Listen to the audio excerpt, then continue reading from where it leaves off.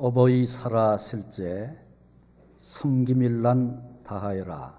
지나간 후면 애달다 어찌하리. 평생에 고쳐 못할 일 이뿐인가 하노라. 송강정철의 효도라고 하는 시조입니다. 부모를 공경하고 효하는 일은 동서고금, 신불신을 막론하여 인간의 근본적인 도리입니다. 인간은 누구나 다 부모의 희생이나 돌봄을 통해서 한 인격으로 성장하게 되어 있습니다. 망아지는 낳아 놓으면 처음엔 비틀거리지만 곧 걷기도 하고 또 뛰기도 합니다. 그러나 인간은 겨우 걸음마를 옮기는데 최소한 1년이 걸립니다. 강아지는 낳자마자 얼마 안 돼서 물에 던져 넣어도 헤엄을 쳐서 나옵니다. 그러나 우리 인간은 수영을 배우는데 긴 세월이 걸립니다. 그리고 평생을 통해서 수영을 배우지 않으면 나이가 들어도 수영할 수 없습니다. 돼지는 생후 10개월만 되면 무려 110kg에 이른다고 합니다. 그래서 어미돼지가 되고 번식을 시작한다는 것이죠. 그러나 우리 인간은 신체적으로 발달해야 하고 지정의 인격적으로 성숙해져야 하고 그 다음에 상대를 만나 결혼한 다음에 자녀를 낳기까지 긴 세월이 걸립니다. 이렇게 긴 세월 사랑의 돌봄을, 희생의 돌봄을 받은 자녀들이 부모에게 효도하는 것은 마땅한 일이고 그것은 곧 하나님의 질서이기도 합니다. 저는 어머니 아버지가 다 소천하셔서 지금은 이 땅에 계시지 않습니다마는 저희 부모님은 슬하에 7 남매를 두셨습니다. 그런데 저는 얼굴도 못 뵀죠. 제일 맏형님 그리고 제일 작은 누님이 일찍 세상을 떠나서 5 자녀를 슬하에 두시고 그렇게 사셨습니다. 그런데 일찍 아들, 딸을 잃은 저희 부모님이 저를 낳는데 제가 워낙 약골로 태어나가지고 이러다가 또 하나 잃겠다 그런 마음이 드셨던 것 같아요. 그래서 아주 아름하게 묻어 놓으시고 심부름도 저는 안 시키고 형을 시키고 동생을 시키고 그랬습니다. 제 형님이 저보다 키가 적은데 아마 그때 고생을 제 대신 고생을 많이 해서 아마 키가 못 크신 것 같아요. 그래서 이제 제가 나이가 드니까 부모님이 그때 마음이 그러셨겠구나 그렇게 이해가 됩니다. 그렇게 이제 살았습니다. 근데 제가 그렇게 약하니까 언제든지 저를 먼저 생각하시고 어른들이 그러셨어요. 그래서 제가 나이가 들어서 목회를 하는데도 캘거리에 와서 같이 모시고 사는데도 아침에 탁 이렇게 일어나서 나가면 제 얼굴과 표정을 봅니다. 얘가 괜찮은가 이렇게 보시는 거예요. 그리고 틈만 나면 야 너는 좀 들어가서 쉬어라. 그게 저희 어머니 아버지가 저를 향해 늘 하시던 그런 말씀이세요. 저희 아버님이 80이 넘으셔서 80 한 중반이 지나셨을 때인데 제가 아주 분주하게 일을 좀 하고 들어와서 옷을 잔디를 깎지 못하고 여러 날 지나서 하여간 옷을 벗어제끼고 오늘은 무슨 일이 있어도 잔디를 깎아야 되겠다. 그래서 나가 이제 잔디를 깎습니다. 깎는데 저희 아버님이 이렇게 오셔서 85세가 넘으신 분이 저를 보고 야 나도 깎을 수 있는데 대신 깎아주고 싶으신 거예요. 제가 좀 힘든 일을 하면 저희 어머니가 저희 아버지 옆구리를 쿡쿡 찔리면서 여보 당신이 좀 해봐 이러시는 거예요.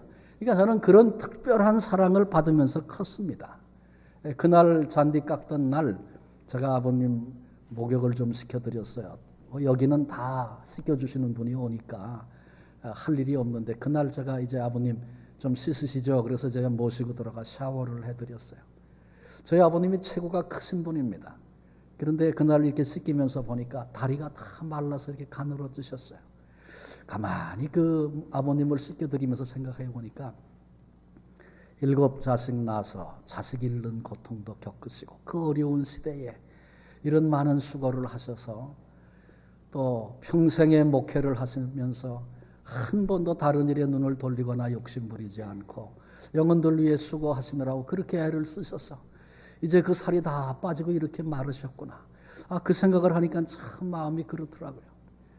돌아보니 그런 사랑을 받았음에도 부모님께 제대로 사랑 한 번 전하지 못했던 그런 모습 생각하면서 얼마나 제 마음이 그렇고 또 부끄러운지 다 지나가고 나면 후회될 일이 많다는데 이제 그런 마음 여러 번 생각하게 됩니다. 어젯밤에 이 말씀 이렇게 보면서 돌아보니까 저희 형제가 아까 5 남았다고 그랬잖아요. 5인데 또 자식들을 낳아서 저희 아버님께는 이제 손주들이 생긴 거죠. 근데 그 자식 때와 손주 때에 목사가 7이고 전도사가 하나예요. 그러니까 아들 3, 딸 2 남았는데 그 아래 때까지 그러니까 꽤 제법 많은 목회자가 나온 거죠. 뭐 사촌들 따지면 뭐 굉장히 많은 수인데 이것은 제가 가만히 생각해 보면서 그 어머니 아버지의 섬김과 사랑과 희생과 한 방향을 향해 걸어가셨던 그 삶이 남기신 영향이고 열매구나. 그런 생각을 하면서 혼자 또 감사하는 그런 시간을 가졌습니다. 오늘 읽은 본문의 말씀은 10계명 가운데 5번째 계명입니다. 시내산에서 하나님이 모세에게 2 돌판에 계명을 새겨주셨습니다. 인간이 이 땅을 살아가는 데 필요한 내용, 하나님이 뭘 원하시는지, 하나님의 뜻은 어떤 것인지 거기에 알려주셨습니다. 한 돌판에는 하나님을 향한 대신 계명이라 그렇게 말합니다. 사람이 하나님에 대하여 지켜야 할 계명을 첫 번째부터 4번째까지 기록해 주셨고요. 2번째 돌판에는 대인 계명, 사람이 사람에 대하여 지켜야 할 계명, 5번째부터 10번째까지 계명을 거기에 기록해 주셨습니다. 그런데 하나님을 향하여 섬겨야 할 대신 계명의 4번째가 안식일을 기억하고 거룩히 지키라, 그런 말씀입니다. 이 안식일을 거룩하게 지키라는 말씀은 하나님과의 관계를 설정해야 된다는 그런 말씀입니다. 하나님과 사랑의 관계로 살아야 된다는 것이죠. 그런데 유대인들은 하나님과의 사랑의 관계는 이해하지 못하고 그날 하면 되는 거 안 되는 거 그것 따지기에 바빴었습니다. 하나님과의 관계를 거룩하게 주님의 날을 지키면서 그렇게 살아가는 사람들에게는 나 외에 다른 신 두지 말아라, 우상 섬기지 말아라, 내 이름을 망령되게 일컬지 말아라. 하나님과의 관계가 사랑의 관계로, 올바른 관계로 되어지면 그건 저절로 되는 거예요. 그 사랑의 관계 속에 다 담겨 있는 겁니다. 그 다음에 사람들을 향한 관계, 대인 관계의 첫 번째 계명이 오늘 우리가 읽은 내 부모를 공경하라는 계명입니다. 이것도 사랑의 관계입니다. 이 첫 번째 계명이 사람들을 향한 관계의 기초가 되는 그런 계명입니다. 그래서 이게 되면, 부모를 공경하는 게 되면 살인하지 마라, 그건 뭐 따로 말할 필요가 없습니다. 살인하면 내가 죄인이 되는 것만 아니라 부모의 가슴에 못을 박고 얼마나 큰 고통을 주게 됩니까?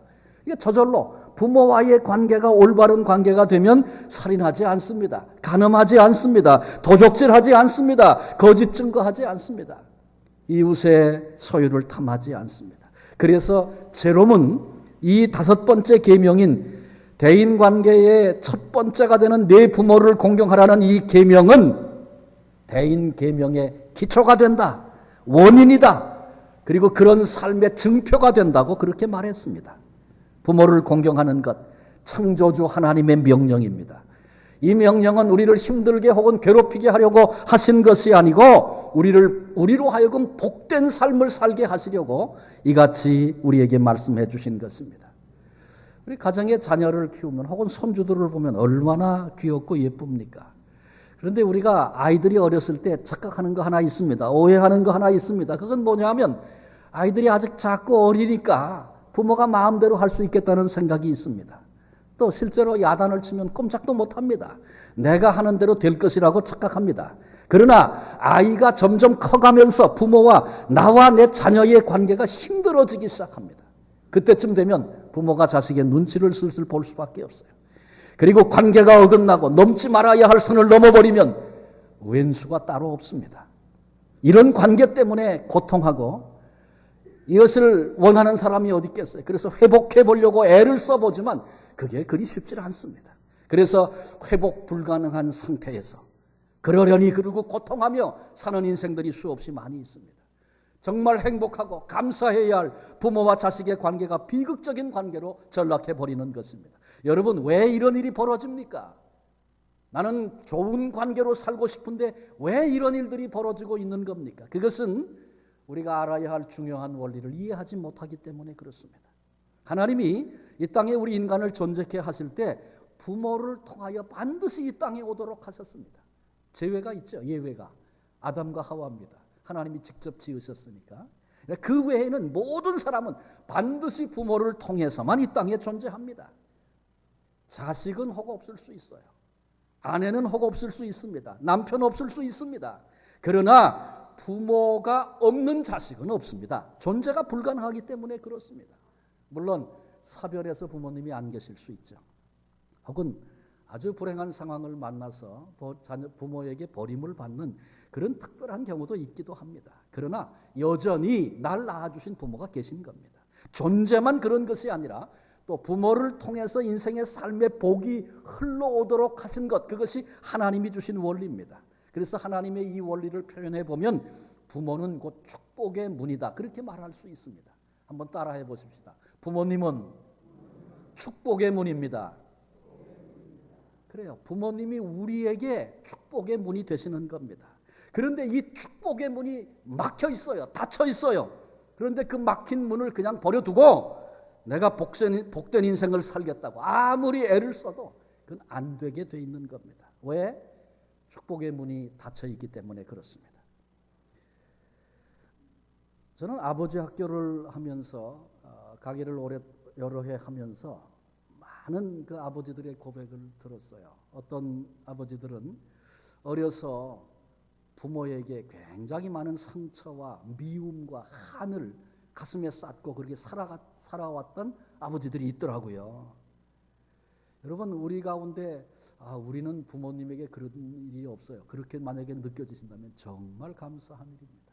대체로 어머니의 사랑은, 희생은 대부분 다 느끼고 합니다. 그런데 아버지 사랑은 이게 참 깊은 사랑이 잘 몰라요. 그래서 많은 분들이 그런 그 상처를 갖고 있는 분들이 나는 절대로 이 다음에 아버지처럼 안 살겠다, 이렇게 결심들을 합니다. 그런데 정작 본인이 나이가 들어서 부모가 되고 인생을 살다 보니까 내 아버지 속에 있던 내가 그렇게 미워하고 싫어하던 거, 그게 내 속에 그대로 들어와서 내가 내 아버지보다 더한 모습으로 오늘을 살고 있는 자신의 모습을 발견하고 깜짝 놀라기도 하고 비로소 그것 때문에 괴로워하는 그런 모습도 봤습니다.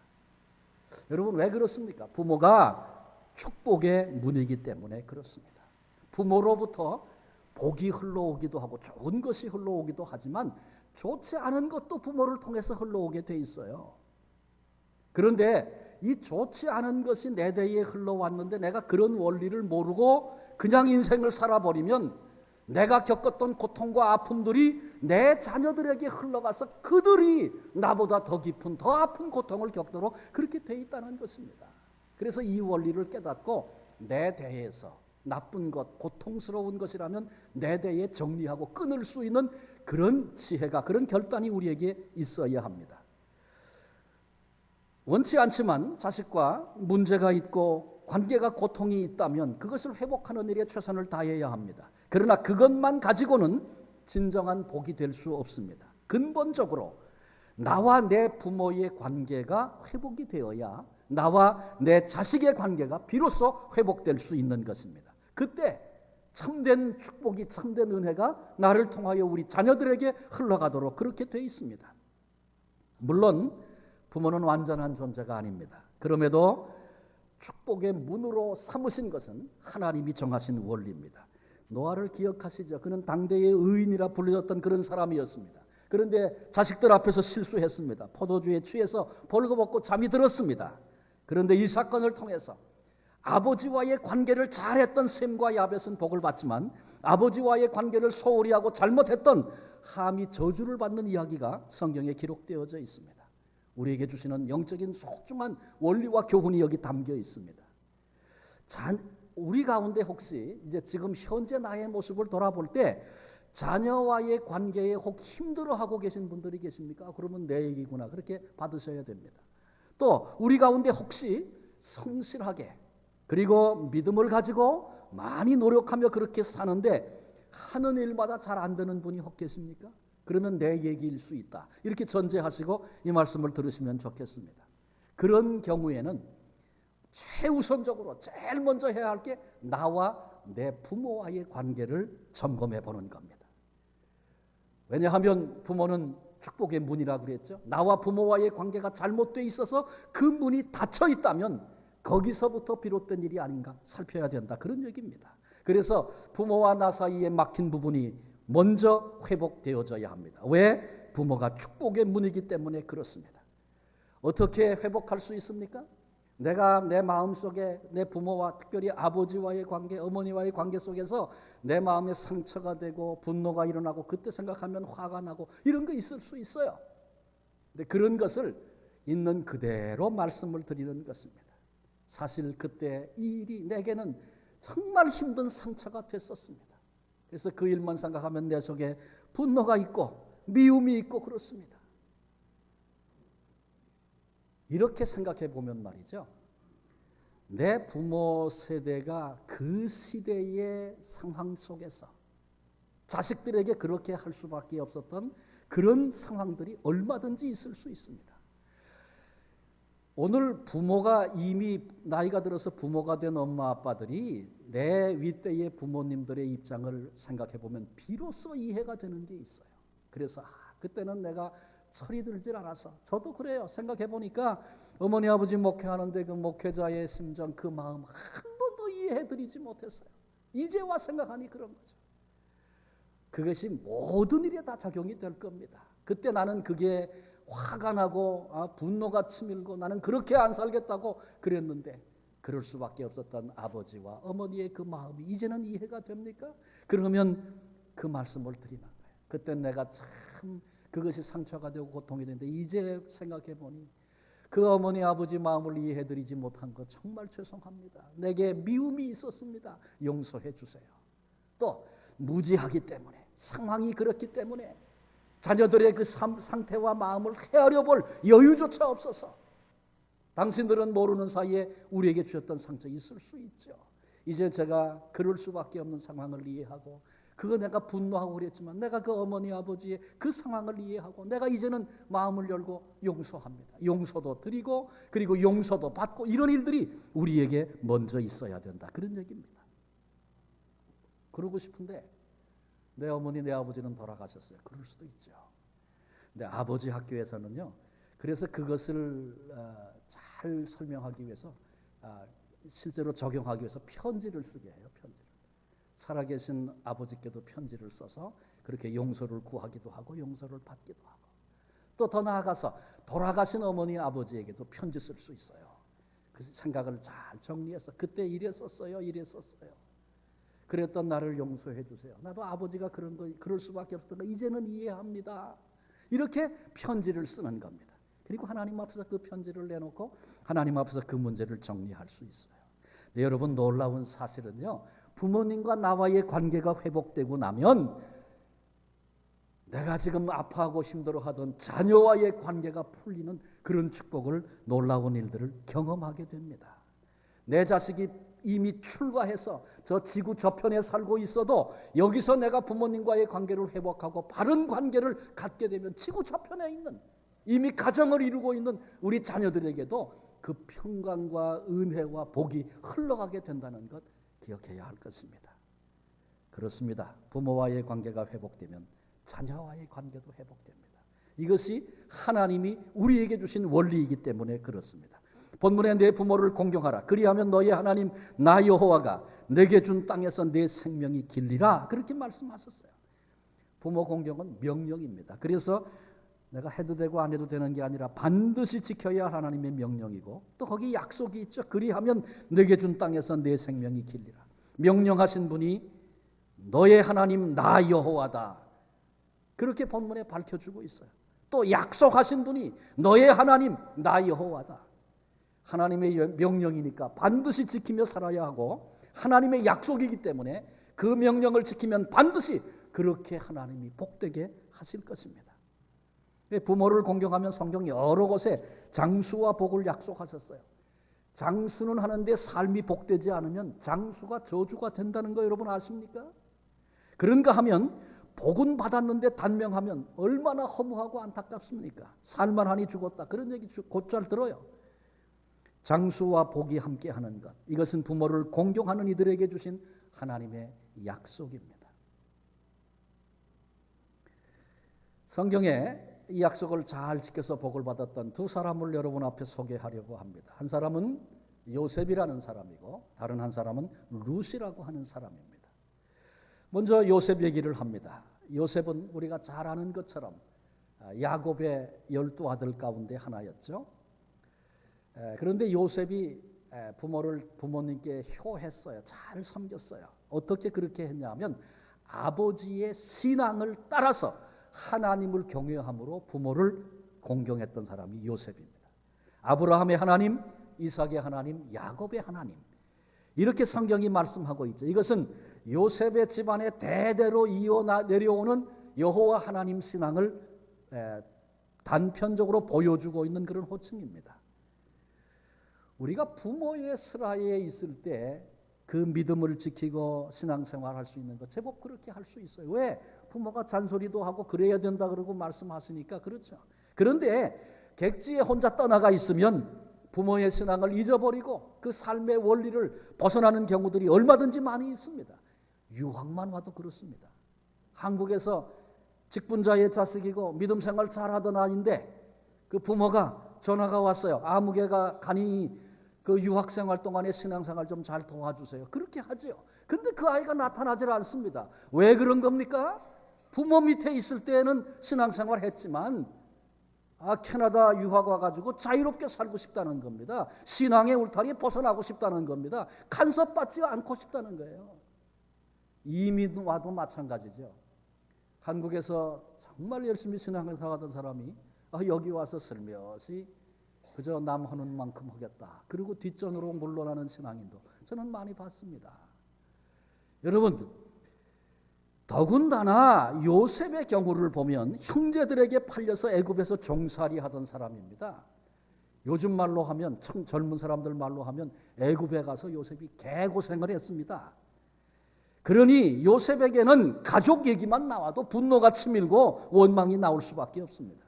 세상에 이런 사람들이 형제인가? 아버지 신앙 망각해버리고 아버지 신앙 거부하고 그렇게 사는 거 아주 어쩌면 자연스러운 일일 수 있습니다. 뿐만 아니라 요셉이 살던 애굽 땅은 여호와 신앙 지키기 대단히 힘든 곳이었습니다. 모두가 다 유일신 신앙 조롱하고 비웃고 인정해주지 않는 그런 땅에 지금 사는 겁니다. 그러나 요셉은 종노릇하든 옥에 갇히든 총리가 되었든 변함없이 유일신 여호와 우리 하나님을 신앙하는 그 삶으로 일관되게 살았습니다. 이것은 부모 공경입니다. 왜냐하면 부모의 가르침 결코 가볍게 여기지 않았음을 증거하긴 증거가 되기 때문에 그렇습니다. 후일에 야곱이 요셉을 만나죠. 노년에 얼마나 그게 큰 기쁨이었겠어요. 그런데 그때 만약에 요셉 안에 하나님을 믿는 신앙은 없고 태양신을 섬기는, 그래서 애굽 사람이 그냥 돼버린 그런 만남이었다면 처음에 만남은 기뻤겠지만 야곱은 요셉으로 인해서 평생 남은 생에 고통하고 신음했었을 것입니다. 우리도 요셉같이 부모님의 신앙을 이어받아 어떤 환경에서든지 철저히 하나님을 섬기는, 그래서 부모를 경외하는 복된 우리 자녀들이 다 될 수 있기를 바랍니다. 혹은 우리 부모님 가운데 신앙을 갖지 않으신 분 계세요. 있을 수 있습니다. 근데 그 어른들이 예수님을 믿으실 수 있도록, 그래서 더 공경해드리고 더 생사랑해드리고 그것이 참된 효임을 알아야 할 것입니다. 또 동시에 요셉은 성실한 삶으로 효도했던 사람입니다. 요셉의 생애는 한마디로 얘기하면 파란만장한 생애였다, 그렇게 말할 수 있습니다. 형제들에게 팔렸죠. 애굽의 보디발의 장군의 집에 노예로 종으로 그렇게 살았죠. 그러다가 억울한 누명 쓰고 감옥에 갇혔죠. 그러더니 어느 날 애굽의 총리가 되지 않습니까? 그런데 요셉은 어떤 환경을 만나든지 거기서 성실하게 최선을 다하는 그런 삶을 살았습니다.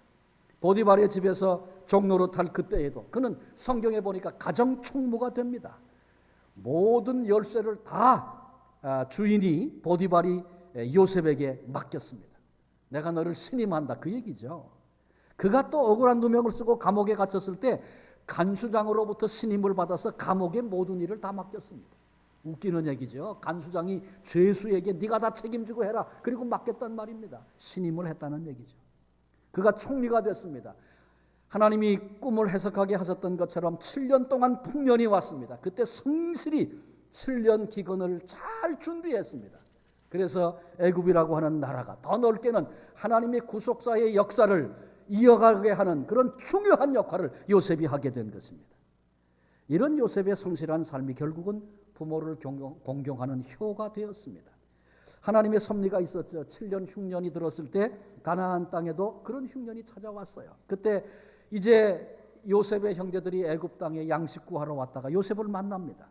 그리고 이제 요셉이 살아있다는 소식을 야곱이 듣고 요셉이 보낸 그 애굽의 수레를 보면서 나이 많아 노쇠했던 야곱이 다시 기운이 소생해서 온 가족을 이끌고 애굽 땅으로 이민을 내려오지 않습니까? 그리고 꿈에도 그리던 그 사랑하는 아들 요셉을 만나게 됩니다. 만일 요셉이 형제들을 원망하고 세월을 낭비하며 되는 대로 살다가 아비 야곱을 만났다면 그 만남의 기쁨은 잠깐이었겠지만 그 이후에는 근심이었을 것입니다. 그런데 요셉의 성실했던 그 삶의 결론이 아비 야곱에게 진정한 기쁨이 된 것입니다. 일생을 성실로 산 것, 요셉에게 그것은 아버지를 향한 효였습니다. 그러니까 참된 효는 돈 많이 벌어가지고 효도 관광 세계 일주 보내드리고 좋은 선물 사드리고 뭐 그게 나쁘다는 건 아니에요. 그렇지만 서 있는 자리, 때로는 그 자리가 최악의 자리일지라도 바로 거기서 최선을 다하는 오늘 나의 삶이, 성실한 삶이 부모에게 기쁨이 되고 효가 된다는 것 기억해야 합니다. 우리 가운데 공부를 하는 학생도 있을 수 있어요. 사회생활하는, 직장생활하는 분도 있고 사업을 하시는 분도 있고 오늘이라고 하는 주신 기회, 내게 허락하신 그 상황 속에서 최선을 다하고 성실을 다하는 것, 이것이 부모님을 향한 효가 되고 그것이 나중에 부모님의 기쁨이 된다는 것 기억하십시다. 또 한 사람은 룻입니다. 룻은 모압 땅에 살고 있던 여성이었습니다. 근데 이스라엘 땅에서부터 내려왔던 남편을 만나서 결혼을 합니다. 시어머니가 나오미였습니다. 근데 시아버지도 죽고 자기 남편도 그 형제도 죽어서 그 집에 과부만 셋이 됐어요. 그런데 그 나오미, 시어머니였던 나오미가 고향 땅 베들레헴에 하나님의 은혜가 임했다는 소식을 듣고 돌아가기로 작정을 합니다. 그때 나오미가 그런 얘기했어요. 너희들은 나이가 젊고 그러니까 이제 새로운 삶을 시작하는 게 좋겠다. 여기다 남아라 그랬습니다. 그런데 그때 룻이 시어머니를 쫓아서 가기로 그렇게 결정을 하고 얘기하는 대화가 룻기서에 나옵니다. 시모를 따라간다는 것은 유대인들은 이방 사람 아주 특별하게 취급하잖아요. 이방인으로 유대 땅에 가 살겠다는 겁니다. 그리고 베들레헴 가서 살려면 고향도, 자기 고향도 가족도 친구도 다 떠나야 하는 겁니다. 그리고 미래의 그 삶에 대한 보장이 아무것도 없습니다. 자기 시어머니 지금 재산조차 하나도 없는 그런 사람입니다. 그때 그 나오미의 결단이 뭐였냐 하면, 룻의 결단이 뭐였냐 하면 어머니의 하나님이 나의 하나님이 될 겁니다. 그러니까 신앙적인 결단을 하고 그리고 어머니를 따르기로 한 것입니다. 막상 베들레헴에 가서 보니까 상황은 더 힘들었습니다. 그 땅에 풍년이 온 건 사실이었습니다. 그러나 나오미는 이삭을 줍지 않으면 연명조차 할 수 없는 그런 극한 상황에 그들이 있습니다. 그런데 룻이 나가서 이삭을 주어서 자기 시어머니를 공경하죠. 그 삶을 그 후에 계속해서 말씀을 보면 보아스라고 하는 기업을 물을 자, 구속자를 만나게 하십니다. 그리고 그와 결혼을 해서 아들을 하나 얻게 됐는데 그 아들의 이름이 오벳입니다. 이 오벳이 누구냐 하면 여러분 이새를 아십니까? 이새가 누구죠? 다윗의 아버지예요. 다윗의 아버지. 그런데 이 오벳이 이새의 아버지예요. 그러니까 오벳이 이새를 낳고 이새가 다윗을 낳게 되는 겁니다. 그러니까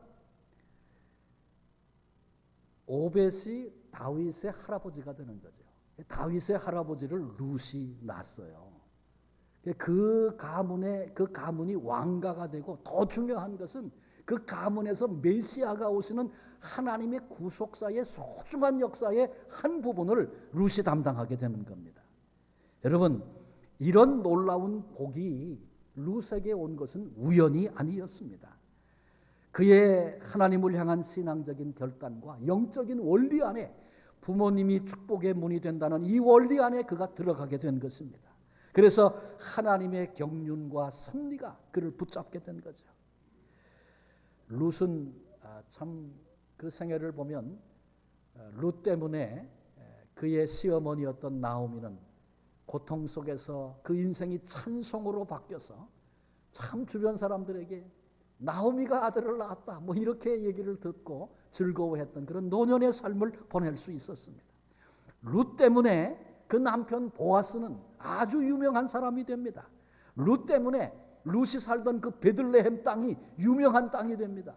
베들레헴 땅이 왜 유명해졌어요? 그 다음에 거기서 다윗이 태어나죠. 그리고 그 땅에서 예수 그리스도가 태어나죠. 근데 그 출발이 룻이에요. 그 전에는 아주 무명의 땅이었어요. 근데 룻이 그곳에 이사를 가서 살기 시작하면서 그런 역사가 시작이 된 것입니다. 어머니, 시어머니와의 관계를 바로 했더니 부모가 축복의 문이라 그랬잖아요.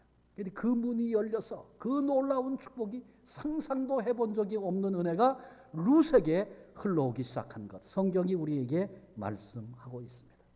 자, 이제 말씀을 마치려고 합니다. 오늘은 어버이 주일로 우리가 지금 예배하고 있습니다. 내 부모를 공경하라. 너의 하나님 나 여호와가 명령하시고 너의 하나님 나 여호와가 약속했다. 장수와 복을. 그렇게 본문이 말씀하고 있어요. 우리 모두 하나님의 명령을 기억하고 순종하십시다. 하나님의 약속을 기억하고 즐거움으로 이 길을 가십시다. 오늘 들었던 말씀과 같이 요셉이 그리고 룻이 부모가 축복의 문이 된다는 이 놀라운 은총의 자리에 그들이 서게 됨으로 인해서 하나님의 축복이 그들을 통해 흘러왔고 또 자녀들에게 흘러가는, 그래서 귀한 가문과 대를 잇는 그런 복을 누리게 했다는 말씀을 우리가 같이 나눴습니다. 이제 여기 계신 분들이 할머니 할아버지일 수도 있고 또 어머니 아버지일 수 있고 또 자식일 수도 있고 다 그래요. 그러나 어떤 자리에 내가 있어도 상관없습니다. 내 윗대인 부모님과의 관계가 회복되고 그 문이 아름답게 열리기 시작할 때 부모님이 축복의 문이 되어서 좋은 것들이 우리에게 흘러올 것입니다. 아까 말씀드린 것처럼 나 잘못된 것들이 흘러올 수도 있다 그랬죠. 근데 그것을 부모님과의 관계를 회복하고 나면 그런 것들이 다 은총으로 변화되는 거예요. 그래서 그것이 나를 통하여 내 자녀들에게 흘러가는 이 기쁨을 누리게 될 것입니다. 서두에 말씀드렸지만 그거 못하면 내가 부모님을 통해 겪었던 고통, 그보다 더 큰 고통을 우리 자녀들이 겪게 되는 겁니다. 오늘 이 영적인 원리, 부모님이 축복의 문이 되십니다. 이 영적인 원리를 기억하시면서 이 말씀을 우리에게 주신 하나님, 명령하시고 약속도 주신 그 하나님의 말씀임을 기억하고 우리가 이 원리 안에 살아감으로 나를 통해서 우리 가운데 결혼도 안 한 사람도 있고 결혼해도 자식도 없는 사람도 있어요. 괜찮아요. 여러분 지금부터 이 원리대로 부모님과 열린 관계, 복된 관계 유지하고 사십시오. 그게 앞으로 우리 자녀들에게 축복을 흘려보내는 준비가 될 것이고 시작이 될 겁니다. 그래서 누구에게든지 다 해당되는 말씀이에요.